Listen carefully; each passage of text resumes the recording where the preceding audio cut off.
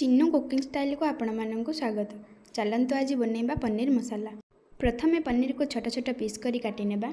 Then गोटे पात्र रे अल्प दही नहीं से धनिया पाउडर, मीट मसाला, हलदी गुंड, लंका गुंड, गरम मसाला दे भल भाव मिक्स करी नेबा।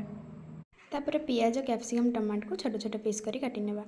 देन कड़ाई रे तेल गरम करी पनीर को भल भाव भाजी नेबा।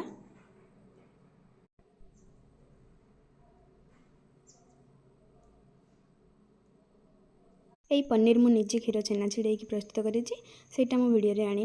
देखो पनीर भी भल भाव भाजी जाइए। पुणी कड़ाई रे तेल गरम करी कटा होता कैप्सिकम, पियाज, टमाटो को हल्का फ्राई करी नेबा।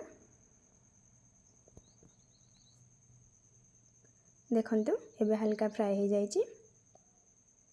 देन कड़ाई रे तेल गरम करी जीरा फुटाई ग्राइंडर होता टमाटर रस को दे एवं मिक्स होता हलदी और मसाला को दे हल्का फ्राई करी नेबा। देन ताकू टिके सिझापी घोड़ी नेबा। एबे भल भाव सिझी जाइए। देन से फ्राए होता पियाज, कैप्सिकम, टमाटो, मटर को दे मिक्स करी नेबा।